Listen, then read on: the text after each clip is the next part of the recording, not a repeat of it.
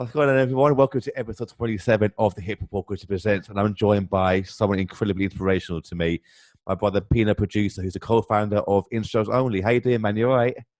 What's going on, brother? I appreciate you, man. Thanks for having Any me on. anytime, brother. How you doing? You all right? Yeah, good, man. Just like I was saying before we started, just super busy. Yeah. Loads of planning. Uh, you know, uh, Lockdown has given me lots of time to kind of just really reflect and kind of strategize on all the things we need to do and improve on. So I've just been doing a lot of that, to be honest. Wicked, man. How's it all looking so far? Yeah, it's looking good. It's a bit frustrating. We're not quite knowing when we're going to be able to do like live events again. Like we've we're supposed to have one in June, How is but we it? pushed it back to December in the hopes that by then everything would be okay. So we'll see how Yeah. that goes. But the way they're just kind of chopping and changing everything in a minute, you just don't know what's going on. So Of course not. Was that for the live show that you normally do? The one that premises? not the yeah. So we've changed it now. That was it used to be called the producer huddle. It's now called Mm. the producer assembly, which is our monthly networking event. So that was scheduled for June, Hmm. but now it's December. We've pushed it back. So we'll Oh, see. fair enough, man. We'll get into that in a bit, man, because that is honestly something that I found really amazing, man. We'll get into that in a little bit. But before that, Appreciate it. bro, like, let's take it back to the beginning, about how'd you get into music yourself? Sure. So, like, I'm a producer, but I started off as a pianist. I've been playing the piano since I was like 5. So that's 30 years ago now. I'm old. Wow. So yeah, just been playing piano all my life, and then probably around 2013, 14, I started just making beats for fun. I guess it was the obvious transition from being a pianist into producer, Yeah. and I just start after that. I started very quickly after I started producing. I started entering beat battles with this company called iStandard, who are Mhm. based out in the States, and I started entering a lot of their online competitions. And then when I won some of those, I got invited to their actual live shows in Miami and then New York, and from there, I kind of never looked back really. That's sick, man. How were those for you? Go from the UK to NY and Miami and stuff. How was that for you? It was amazing because I obviously got to meet, like, for those who don't know, iStandard is a platform in the States that's basically for music producers. They put on events, how Instros do as well over here. Hmm. And they bring out some of the biggest producers in the game, like Illmind, Cardiac, Rockwilder, and S1. And so they put on producer showcases. And so flying out there, even though I didn't win, I got to the finals and just meeting, like I said, some of those guys and building relationships with them, Grammy Award winning producers was amazing. So Yeah. just being around, hundreds of other, like-minded producers as well, up and coming. Many of those now, because that was 2014, so 6 years ago. Many Yeah. of those up and coming producers are now like, doing big things now. So, That's it's great mad. to be able to call them my peers, and we kind of came up together. So it's all around a great thing. And also, I built the relationships at those iStandard events to enable me to start doing, the events in the UK with Instro. So Yeah. What's it like for you, like, to meet these Grammy Award winning producers? Must be like a surreal feeling for you. yeah, it's amazing. Like, but the thing is, it's it really is surreal, and you're kind of awestruck when you do meet them. But they're so humble, they're so friendly. Yeah. They really make you feel at home. Like we've done 4 shows now, and we've had at our producer showcase in London, and we've brought over Focus, who's Dr. Dre's producer, Wow. Cardiac, S1, and Illmind. And every time they were here, they were just like our best friends. Like, they really weren't, like diva like or anything like that. They're just super humble, super low key. Like, they're not celebrities, even though they're really established producers and Yeah. got #1 hits and everything. They're really cool, man. So it was great. That's sick, man. Because that's what makes me respect them even more when they are so humble. They're so successful in their own field, yet they're so humble and cool Yeah, with for it. real. Yeah, man. And part of your obviously intros, which we'll get into in a minute as well, bringing them over to the. In fact, let's start with the intros. Actually, how did the whole idea come about? Was it through you going through iStandard that you want to start your own one in the UK? Is that how it Yeah, started? so yeah, pretty much. So, when I was over there, the co-founder of iStandard, his name is Jay Hatch, who's no longer with iStandard. He's started his own thing. But at the time, I was like, you know what, Hatch, I really would love to do these events in the UK. Like, would you want to kind of team up and work with me and make it Mm. happen? And so yeah, he was all over it because he'd never been to London before. So I started Instros, and our first year we flew out Hatch and also Focus. who Hatch was managing at the time. And yeah, we did our first event there in London, like a very small event. It was like a producer show. So to break it down, what we actually do is we do two events. Like the first one is our producer conference, which we just invite a whole bunch of guest speakers from the industry.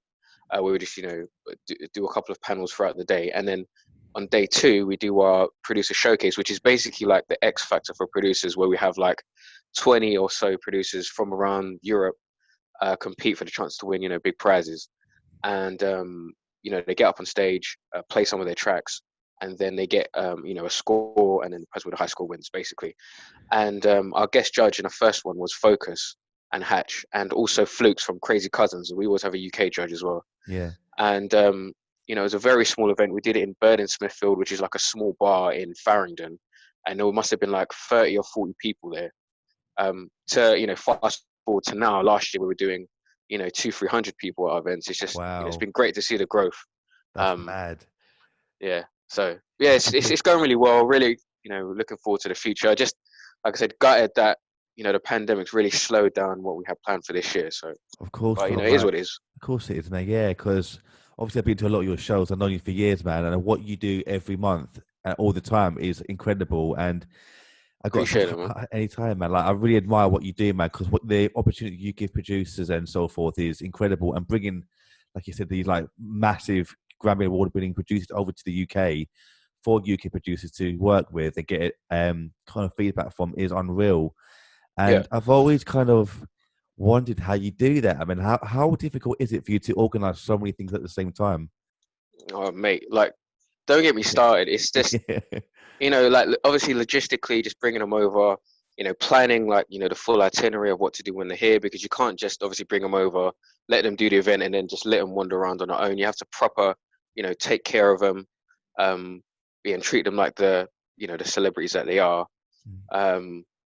Not even in a divish way, but just obviously you have to look after them when they're here. Of course. And like just planning the events, that's the most difficult thing. Like, and it was all very new to me. Like I'd never planned an event before, so dealing with the venues, dealing with like even with the producers, like sending them instructions. A lot of the producers don't read instructions. Like just logistically, everything's just a nightmare. Like little details dealing with like the venues, and then just the marketing, the promo, videographers.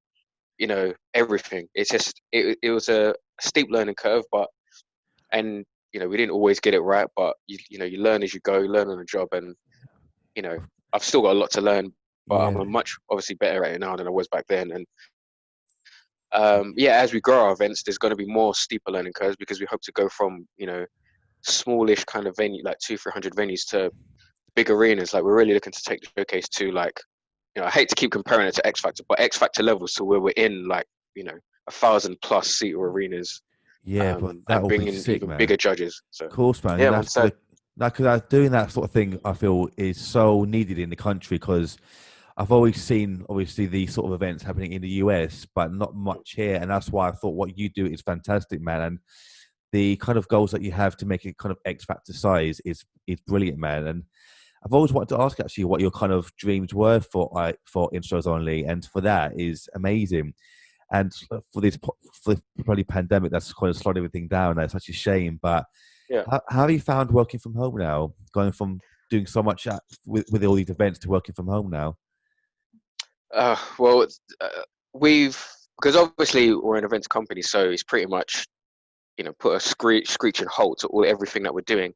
We obviously switched our events to online, and I say our events, but really it's just one, which is the Producer Assembly, which is our monthly kind of networking event. Mm-hmm. And usually what happens, like the actual in-person event, is that we maybe have 50 or so guests, and about 20, like all producers and songwriters, and like A&Rs and kind of just music industry people, and like maybe 15 to 20 producers and songwriters will showcase a couple of tracks. Mm-hmm. And then afterwards everyone will spend about an hour just kind of networking, and everyone kind of just building their connections, really. And it's a really, really popular event, and it's probably the single most important event we've done for our growth, because we get, like I say, 50+ people every month, new producers all the time, new songwriters all the time, producers looking for writers and writers looking for producers. So that's been really cool.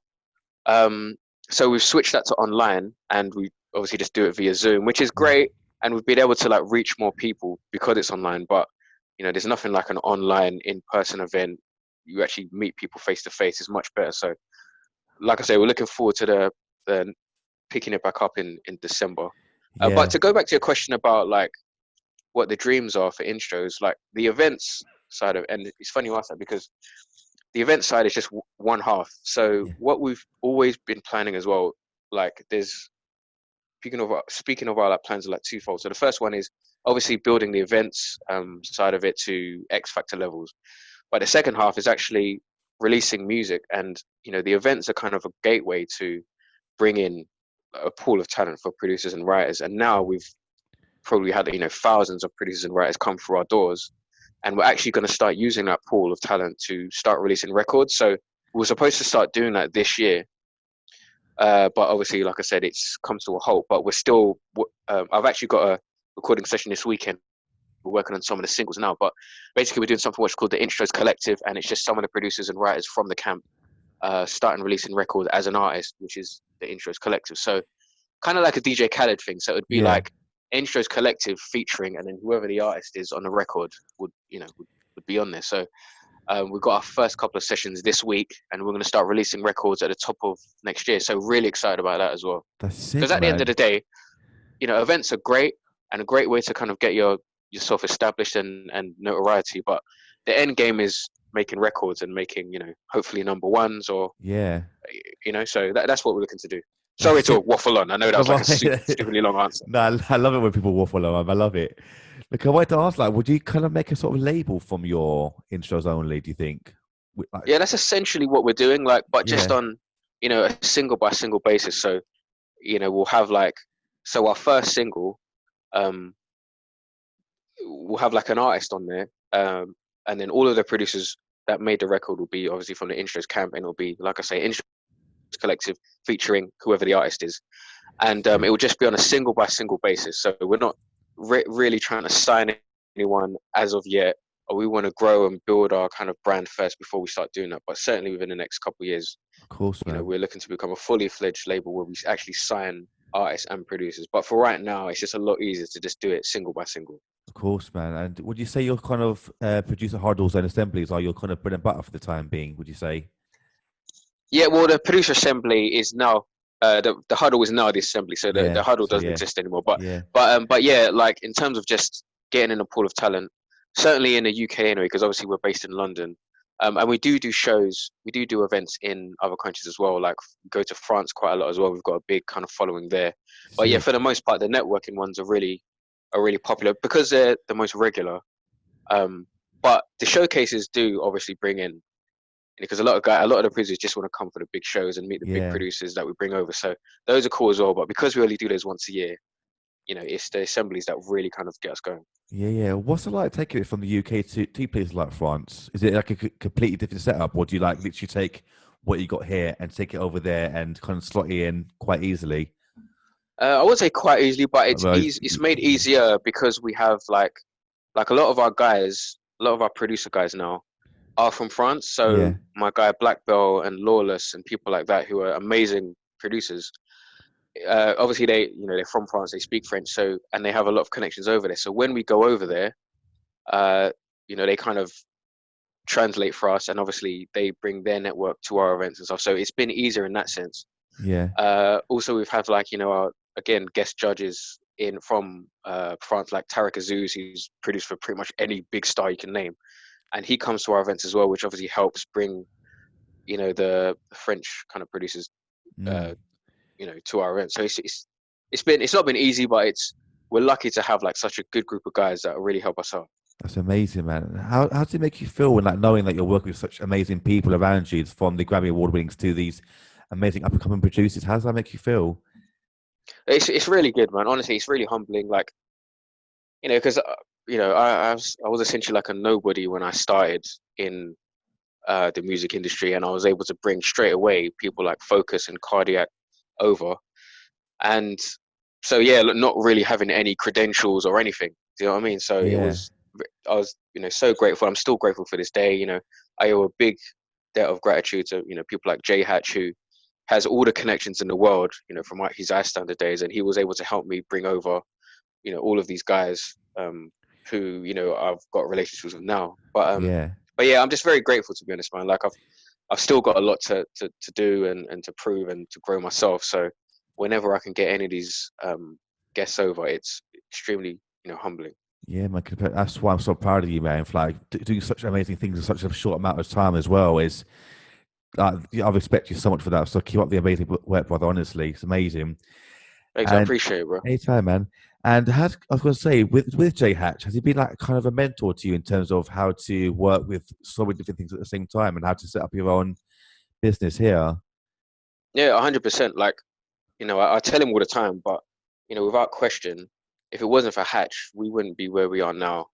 Or certainly at the very least, it would have taken like a lot longer to get here, because because J Hatch has been in the industry for like, I don't know, 20 years or something. Yeah. And he pretty much knows everyone. And so, I pretty much had access to his kind of contact list straight away. Mm. Do you know what I mean? Starting out, which I probably didn't deserve at the time. And so, like I said, I'll be able to get people like Cardiac and Focus and all these guys to come over. And so it really kind of, it cut out a lot of the groundwork in that sense. Don't get me wrong, we still work hard and I still, earn my way and earn my stripes by going out to his events and paying because, it wasn't cheap to go out there and Of compete and stuff like course. that. Yeah. But yeah, Hatch has definitely been a mentor, not just being able to, bring these guys over, but just giving me tips on how to run the events, ideas on what kind of events to do.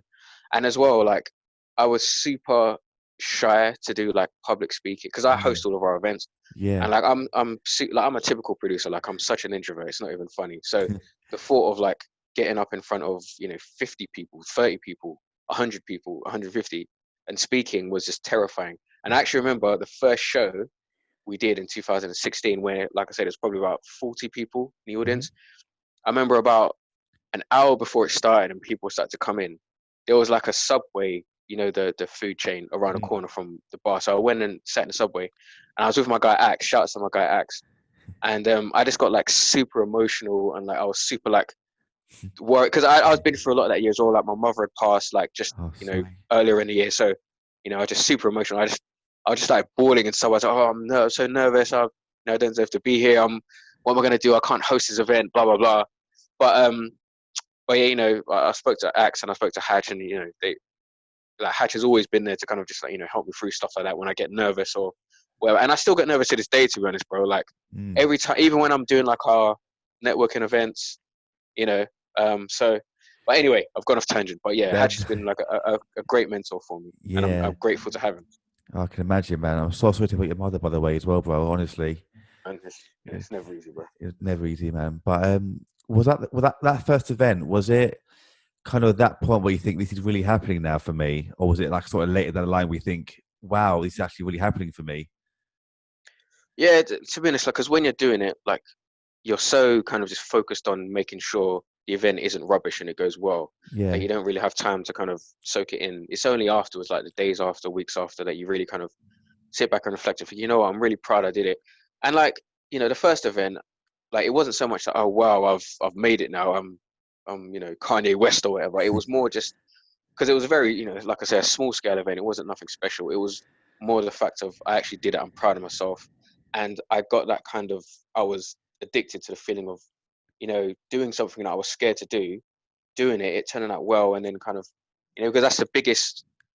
It really does help you grow as a person and your character, and it made me realize that this is what I want to do. So I just got to go Yeah. for it now. Definitely. And did that help you to kind of overcome your fears of doing things like public talking and those sort of things as well? Just going Yeah, for like it. maybe not properly. Like I said, I still do get nervous, but yeah, it made me just have the mindset of, you know what, like I'm scared, but I just do it anyway. And if it goes wrong, it goes wrong. But at Yeah, least you can say you did it. So it taught me just not to let things that scare you hold you back. definitely.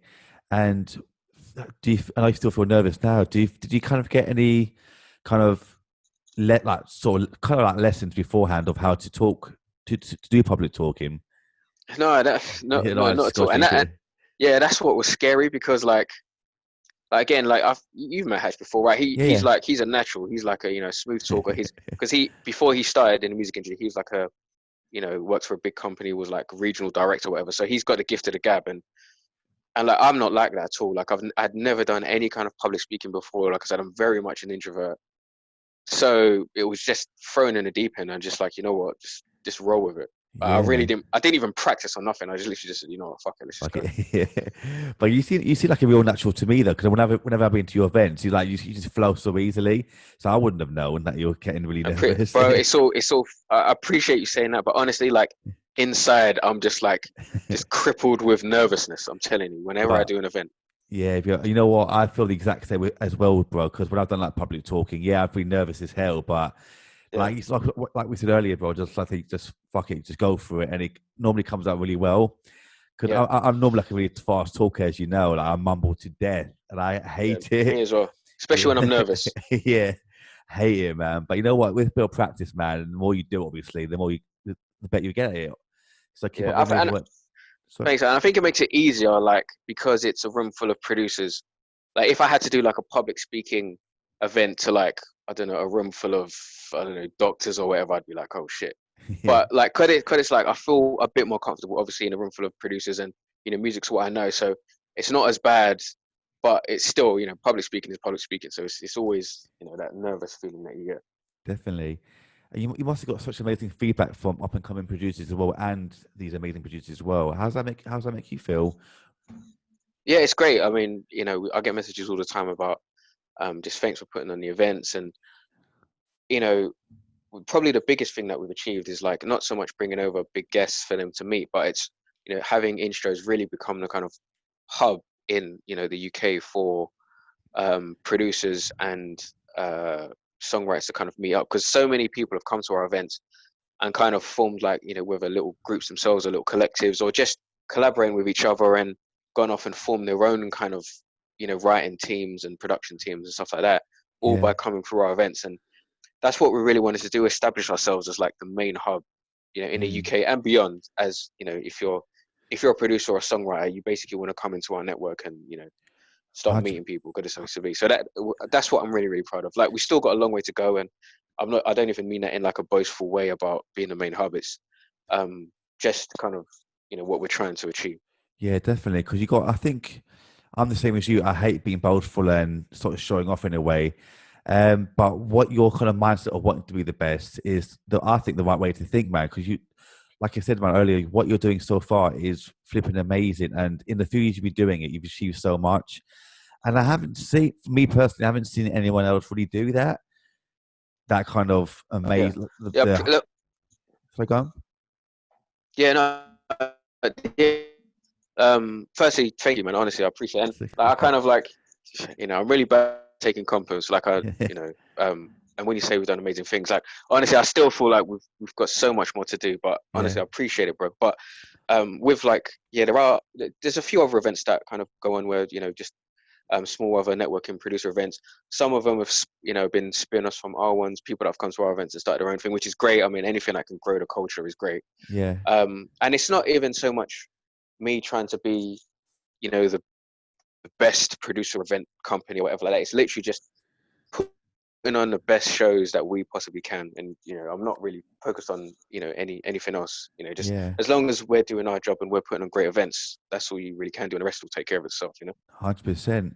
And would like in the future, say when you do become much bigger, when you do, would you ever do kind of like collaborative events as well with other companies that might be doing something quite similar to what you're doing? Yeah, of course. Like, I'm open to doing collabs. Like a few other companies have reached out before. Nothing came of it, but yeah, I'm always open to collaborating, whatever, as long as it makes sense and the event will be um, be beneficial for everyone involved. I'm Yeah, always up for collaborating, 100%. amazing, man. And would you have it? Today, what's been some of the best kind of advice you've been given from these amazing judges that you've worked with? You could like Steve, well, Uh, like the Hatch to Ill Mind to mm.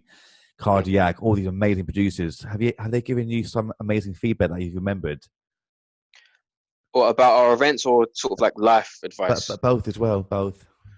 Well, in terms of our events, like uh, we've always got amazing feedback about on two fronts. One, the actual production of the events themselves, because we do like cool little graphics, like we have a big screen where we have the producers' names, and so the whole production we try to make it as good as possible. So they're really impressed with that, and just they give us just really good feedback on good it looks, but also just on, like I was saying before about just, it's so impressive the community that we've built over here, and the kind of vibe when they come, just how friendly and like, yeah, just the overall great vibe of all the producers here. Like there's no animosity, there's no egos, there's no, you know, everyone's just here to enjoy the event and have a good time and genuinely just network and, try and meet people that they want to work with. So that's always been cool. And also they're really happy with how, we look after them when they're here. They, Yeah. at the end of the day, even though they come here to do our events, it's also a holiday for them. So, we take them around, we do the sightseeing thing, we take them out to dinner and stuff, and they really love that. So, in regards to that, that's what they say. And just in general, like, the standard kind of like life advice really that I've picked up from them and all my other mentors is just what I was saying before about just don't let things that scare you hold you back. Mm. And also, it's the small tasks that you do every day that add up over time that really kind of make you a successful company or person or whatever it is that you're trying to achieve. Not because I used to think that, oh, if I do this one big show and I have this big guest here, that's gonna catapult us into, stardom or whatever. But it's not. It really is just, doing show after show, event after event, the small kind of admin things behind the scenes, all of the boring kind of stuff day to day that really kind of add up over time and that make you kind of successful. Yeah. But the thing is, I'm talking like I'm some big X Factor company. I'm not. But, you know, our success, quote unquote, so far has been because, we're just grinding it out, basically. Amazing.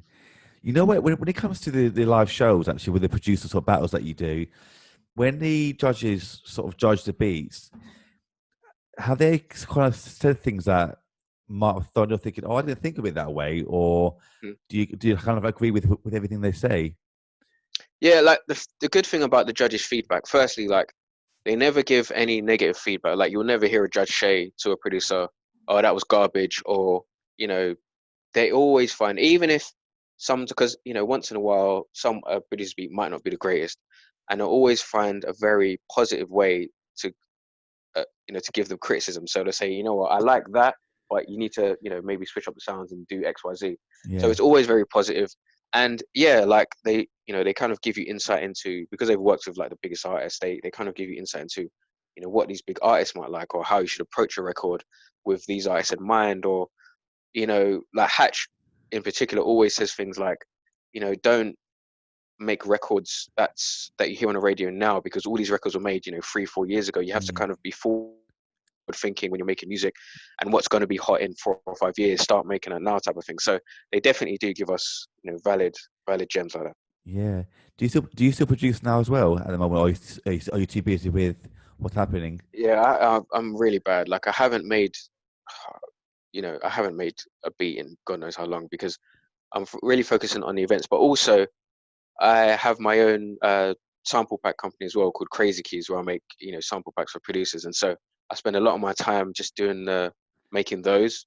So between those two, I don't have time at the minute to make beats, but I've definitely going to get back into it, because especially now that we're going to start releasing records, because I definitely want to be like super hands-on with that. So, Yeah. and just hearing all these guys' beats is like, it's making me jealous, and like everyone's starting to surpass me now. So I can't have that, Georgio, man. I But I can't have want to that. talk about that actually, your sample pack, because that's something I've always admired you for as well. That kind of entrepreneurial thing that you'll be doing events Yeah, and that. How did that start, by the way? Your sample pack.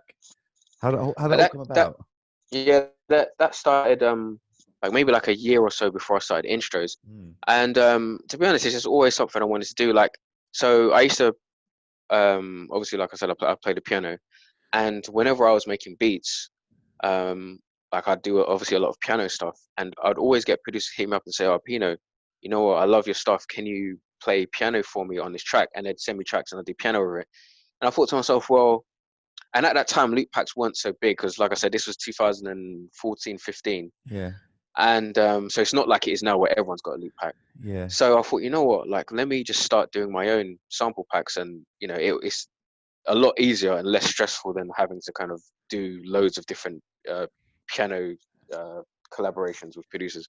And so I did it, and it started going really, really well, surprisingly well, and I kind of haven't looked back since, really. So y- it's for those that want really great samples. Like I do like piano stuff, R&B stuff, like all live instrumentation stuff. So electric guitars, orchestral stuff. It's crazykeys.co.uk, and crazy spelled with a K, so KRAZY, keys normally.co.uk. Bro, that is sick. I'll leave the links below, man. I'd be sick. Because that is Appreciate it. something that I've always been interested in doing as well. And I've always wondered how you go about doing that. So how did you kind of start? Where did you even begin to start? You said you were doing piano parts. Is it really Yeah, difficult to like create a whole catalogue of sounds, or is it fairly easy for someone like yourself who's so good at the keys already?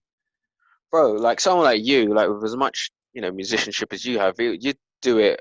You'd smash these packs out, daily. Honestly, it's really not as hard as people think, man. Like Mm. you just you just literally just make, because you're sitting in a room making melody ideas anyway, so you might as well just like come up with a concept, whether it's you're going to do an R&B pack or you're going to do an orchestral string pack or whatever it is, the idea that you want to do, Mm. electric guitar pack, make like 20, 30 loops or however you want to make in a pack, and literally just package it up, make sure the artwork's good and put it up online. It's really as simple as that. Like obviously, um make sure the packs are quality, and it's recorded right and everything like that. But it's really not that difficult, bro. Honestly, it's just That's making the most difficult part is actually making the music. um Once you've done that, actually no, I take that back. The most difficult part is the marketing, yeah. because it's one thing to kind of be, because like I say, you can make the pack really easily because obviously you're a great musician. Thank you. But it's yeah, once you put it out into the world, you obviously have to sell it. So, and as introverts, like most of us are, who Mhm. musicians are, we kind of struggle to kind of promote ourselves. So I would definitely do like marketing courses. Like I've taken quite a few marketing courses. I'm still taking courses to this day, deploying, like learning how to deploy Facebook ads, YouTube ads, stuff like that. Stuff that I'm still learning myself. Because it's obviously these platforms are constantly evolving. So yeah, like just make the pack and then just learn marketing. And with those two things, you really um you can't go wrong. Yeah. And it's good money as well. People don't realize how much money you can make No, from I can like, imagine. look, it's like, I'm not even joking. It's not like a couple of £100 here and there. It's like I know guys making 5 figures a month doing Wow. loop packs. Like it's no joke. So, I've and if you got can get on like a platform like Splice or something like that, where you pretty much have to do zero marketing because obviously you're on their platform, so they just do everything. yeah. Like you can easily make like you know, couple of grand, you know what I mean? Like it's Yeah. good money, man. Honestly. That is mad. And in terms of money, I want to ask you actually, in terms of the money thing, when obviously someone purchases your pack, say, and makes a beat out of using your, say, samples, Mhm. say the track makes it massive, for instance, how does it work in terms of royalties and that kind of thing? Do they go Yeah, to you because you made the loop, or is it fully because they paid you for your package? It's kind of like royalty free in a way. yeah. Mine Right free, I are should royalty say. free. Yeah. Just to make it easy, to be honest. Like Yeah. because I know as a producer, if I'm buying a pack, I don't really want the hassle of having to clear a sample or whatever. Not that they would have any hassles clearing it, but yeah, it's just I just do it royalty free. There's a lot of vendors that don't do it royalty free, and you have to just you always get it cleared, but they just want their percentage or whatever. But yeah, mine are royalty free, and you can do it either way, whichever works for you. Wicked. Um, so yeah, there's no set way to do it. Sick. And how do you feel when someone's obviously bought your packs and made a completely different beat out of what you've made? Is it like a really weird feeling? Like, oh, I didn't think of making a beat out of it that way. How do you Yeah, it's feel? it's really it was a really good feeling, like when I hear um my loops in people's tracks actually, and we've had quite a few placements with the tracks like Snow the Product, and there's been some really big ones. Like there was a really big random Turkish artist that used a sample, and it's got like millions of views. And I can't even remember the name because Oh, obviously it's in like really? Turkish. Yeah, but Yeah. I'll send it a link later. I can't even remember it now. But yeah, we've had some really big kind of placements with our packs, which is great.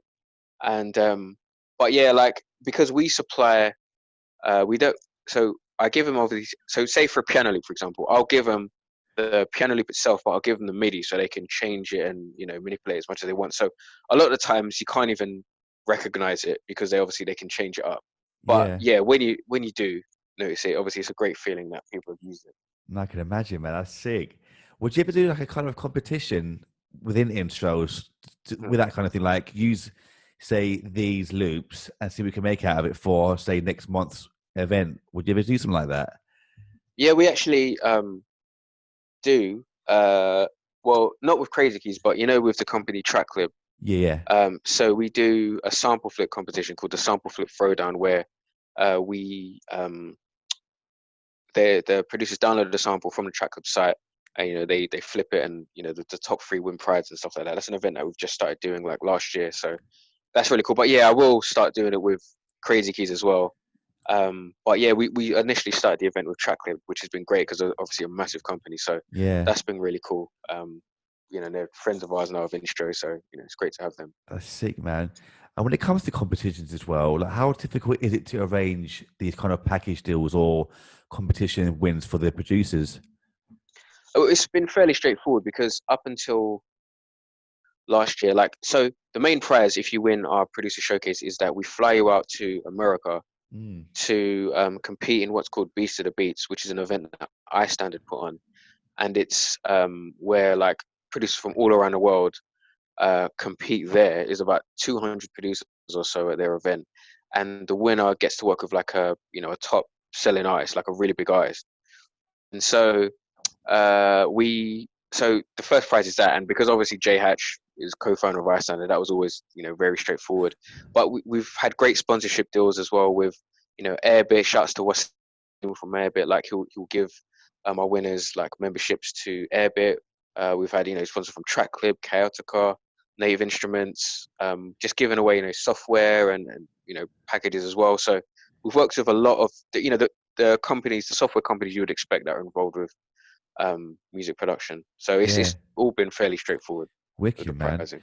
Yeah, sick. Like, what's the sort of procedure when it comes to getting sponsorships for different things? Because obviously, as obviously a lot of people know, that getting sponsors for things isn't the easiest thing in the world, and you've got such Mate, amazing sponsors for people. Like how? What's the kind of procedure that you got to go through to get these amazing people on board?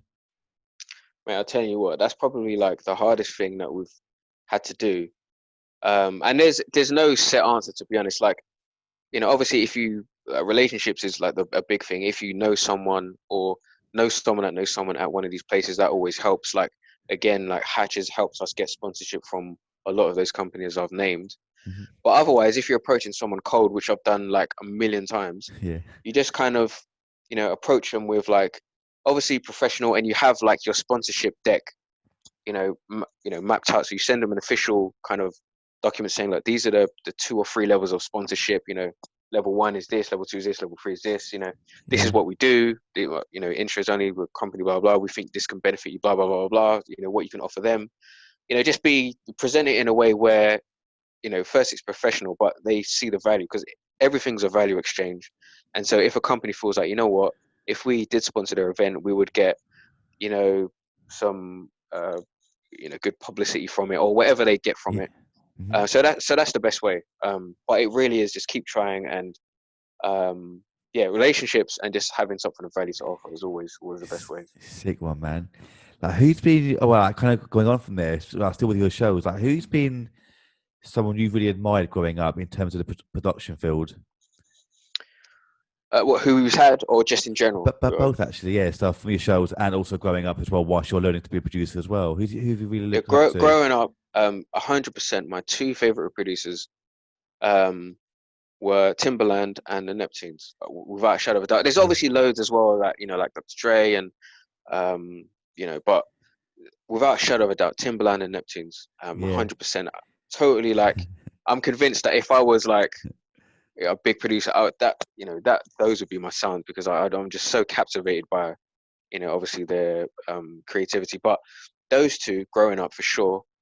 Um, with regards to people that have come to our shows, uh, to be honest, I say cop out all of them, but maybe Illmind because he's Filipino as well, yeah, and I'm obviously, as you know, half Filipino, so mhm, it was great to have like a fellow Filipino brother come through. yeah, And he's obviously just like a massive kind of superstar as well, with what he's doing. Like, he's really kind of catapulted himself now. Like, out of all of the producers that we've had, I'd probably say he's the biggest in terms of his like celebrity mhm. status, because I mean, I don't know if you see him on social media, but he's completely blown up now. He He's has, doing great yeah, things with his obviously Black Kits. He does a lot of his loop packs and his his podcast, and his online content is just really good. So Yeah. Illman probably. But again, like S1 is an amazing guy as well. It was amazing to have him. Focus as well. Focus is like the nicest guy you could ever imagine. Like Focus is such a like you see him like this big black guy looks super scary with the shade, but Yeah. he's the loveliest guy you'll ever meet. I really love Focus. Kardak as well. He's just a cool, you know what I mean, cool laid back guy as well. Great guy. So it's been all of them have been great to be honest. Like, and that's the thing. Like we don't just get anyone. Like we really kind of think, oh, who would we like to have? And those are always been our kind of favorite producers. So it's been great that we've been able to get them. Yeah. And like, has there been anyone else that you would like to bring to your show eventually as well in the future? Ryan Leslie. Ryan Right, like, Leslie. and I forgot to Yeah. mention him when I said Timberland and because Timberland and Neptunes, when I was growing up, so like mid '90s, and then like when Ryan Leslie started to come into the fold, like Mm. early 2000s, like he was another one that I was really just like in awe of. So I would love to get, he gave us a shout out on our podcast I was gonna say, one time, which is yeah, great. But yeah, right, I would love to have Ryan Leslie at one of our shows. So it's something that we're definitely working on, and may or may not, happen in the future. So we'll see. We'll you see. never know, Fingers bro. crossed. But I believe in you, man. I think it will happen, man. Keep it up. I Like, appreciate it. anytime, bro. How did that actually happen, by the way? Getting that shout out from Arles himself. Because I was listening to your podcast as well. How did that come about? Oh, I hit up. I basically know one of his people that he works with. So Yeah. um, it wasn't nothing great to be honest. It wasn't nothing like he loves us so much he gives us a shout out. Like it was kind of just like a favor from a friend who's really close with him. So Oh, it's as wicked. simple as that, really. I'm not gonna lie. Get him to come onto your show, man, in the future. That would be sick. If you got Iron Leslie, that would be amazing. Bro, trust me, I'm trying. Oh, bro, I'll I'm be trying. there, man, straight away. First ticket, man. Definitely. Appreciate it, man. Yeah, I'm trying, bro. That Definitely, would be man. amazing. I mean, we're rebranding the producer showcase. Again, it was supposed to be this year, but obviously Yeah. we've moved it back to the end of next year. But we're rebranding it now. It's gonna be yeah, just gonna be bigger and better. So hopefully, those are the kind of guests we can have on the show when we Oh, start up again. sick, man. Wicked. Are you keeping the same sort of format, or is it literally a complete rebrand of the whole thing? Similar format, but we're adding. So before it's just like on the night the producers come up play the tracks, but we're adding like we're adding like rounds now. So it's going to be over a course of a couple of days where they do like a sample flip challenge where some people get knocked out, and then there's going to be things like an in the studio session where we kind of judge how they work with artists in the studio, and then some of them get knocked out, that kind of thing. So make it more like a not just come play your tracks. We really make it or more of a challenge for them to kind of prove who deserves to be like the number one type of thing. So we're working on a few different ideas, but that's kind of where we're going with it. And then again, we're changing the name. I don't want to reveal it yet, but we've got a really cool name and really just rebranding everything, man, making it bigger. Wicked, man. I can't wait to hear more about that, man. Honestly, it'd be sick. Yeah, man, can't Yeah, wait he's myself. sick, man. But what else are you working on at the moment? You've still got like, a ton of things going on at the moment. Yeah, well, the main thing is the music stuff. The music stuff, obviously. What I mean is releasing music.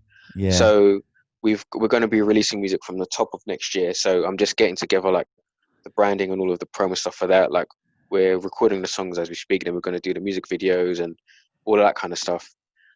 So that's our big focus right now. Yeah. But also just on a personal level, like I also have another business, like with my dad, like we're mortgage advisors. So Oh, sick. where yeah, that's been really busy lately. Obviously, when lockdown happened, it got really quiet. But now that it's open again, like it's just come flooding back the business. So that's been really Mm. busy. So just doing that, taking care of that business, and then obviously just trying to grow intros at the same time. So I'm just super busy like every day. It's Yeah. just really nonstop. And like having your own business or businesses is like people think it's great when you have your own business, which it is, but it's so much more harder work than just having a 9 to 5, going to work, doing your work, coming home. You don't have to think about it. Like Yeah. even when you clock off with um my mortgage stuff, I still have to think about it because I have to think about okay, getting clients and this and that, and it's non-stop, man, honestly. Yeah.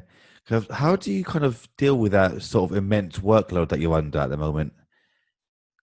Bro, like uh yeah, it's just you just have to do it, man. Like taking a lot of walks, taking a lot of breaks, I really kind of split things up. Like I don't have like, yeah, I have a lot of breaks. Like when I'm working during the day, I'll maybe do like an hour or two of like solid work. I'll go and have like a 20-minute walk. I'll go and relax, then come back to it. Stuff like that. I really kind of pace myself Yeah. because like, for one, I've got a really short attention span. Like I can't be sitting there doing something for a long, long time without just going crazy. Yeah. But yeah, it just really helps. Just kind of relaxes me, and just I do a lot of like meditation as well and stuff like that. So I'm really big into, like I say, like meditation. Taking walks, relaxing, working out as well really helps, and eating great as well. Like I'm Yeah. really kind of switched up my whole regimen. Like I've lost like 50 pounds, in the What? last sort of like 4 months. Yeah, really just kind of getting back on track of my life, man. So Well it's done. all round 50 health and pounds. wealth. Damn. Yeah, but bro, I got to lose another 30 more because, bro, I'm 5 foot, just under 5'6", and I was 15 stone. Right, were you?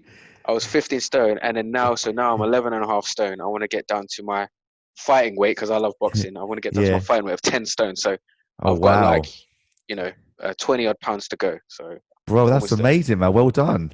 Shit, Appreciate it, man. Appreciate it, man. fuck, I didn't think Commodore had known you for a while now. I never noticed you being that big of a guy, man. Bro, Like 15 you know what? stone. Yeah, but it's because I haven't seen you in person for a while. So, Yeah. but at my show in the last Producer Showcase was in October. Yeah. And I was looking at my pictures actually the other day, and I was just like, Jesus, I got so big. It was just, So yeah, from like pretty much when lockdown started, end of March, I've just been going hard. So I've lost 50 Yeah. pounds, and like I said, I've got 20, maybe 30 to go for when it gets super shredded. So That's amazing, man. that's what we're trying to do, man. That's sick, man. Well done, bro. That's sick. Like, Appreciate it, man. how's your discipline been like throughout the whole diet and working out? You seem to be going hard. Has it been like Yeah, quite easy for you?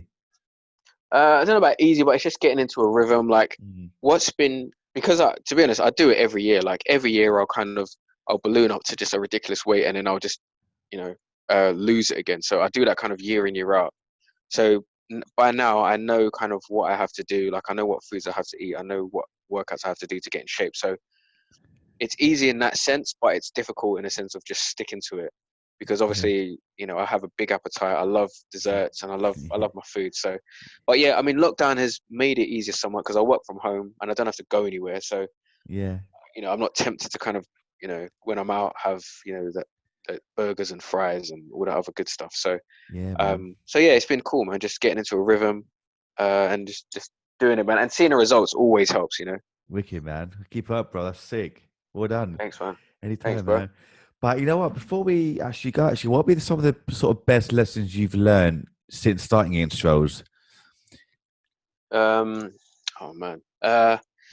on the spot? Okay. Yeah. So, well, the first one is I said it previously. Is I'm talking from a perspective of like just those that want to start their own, whether it's their own company or they just want to start pursuing their passion, basically. Mhm. Um, obviously work hard every single day. But what I mean by that is there's not one big move that you're gonna pull that's gonna like catapult you. It takes a long time.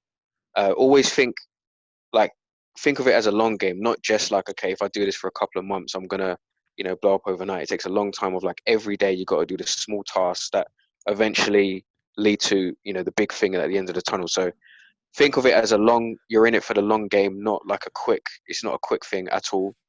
Um, and always just try and, you know, how you can add value to people's lives, whatever you're doing. Like, so me with the producer community, how can I help people? That's always the best way to kind of grow your business and grow your brand and grow the community, because at the end of the day, that's what's going to help your company really thrive is a sense of community. And that's one thing that we've had at Instros. Like, and I didn't even know I was doing that at the time. Like, I was just literally just, like I say, being, kind to people, helping them, inviting them to shows and stuff like that. And by doing that, like I say, we've got a community of thousands of producers now. So yeah, I would say probably those have been the biggest lessons. And also just don't give up, man. Like, there's been so many times that, I thought, oh, this Instros isn't growing or I can't be bothered. We're not making any money, and we're still not making great money, to be honest, bro. Like, I'm not even gonna lie about that. Like, Crazy Keys has been the thing that has been keeping that afloat, so to speak, in terms of the money, because you get good money from loot packs. But yeah, there've been so many times I wanted to give up, or things haven't gone the right way, and we're not growing as fast as I think we should be. Um, but you keep doing it because I love it. Mm. I really, really do love um, the events thing. So yeah, man, just don't give up, work hard, and bring value to people's lives. Wicked, man. That's sick. I always love to finish on like a wicked thing like that, man. So, brother, thank you so much for being a part of my podcast today. Thanks for having me, bro. I really, Anytime, really bro. appreciate it, man. Anytime, Let's man. link Where, up soon. 100%, 100%. Where can people find you actually before we go? Sure. So my personal Instagram is at Pino Producer, Pino Producer, all one word. Instros Only is at Instros Only, so it's INSTROS Only. Instrosonly.com, and Crazy Keys is crazykeys.co.uk. That's crazy with a K. Wicked, man. Thank you so much for that. Thank you. We'll just definitely link up soon. That's a wicked one. Take care, Appreciate you, man. bro. Take Anytime, care, bro. man. See you. Bye bye.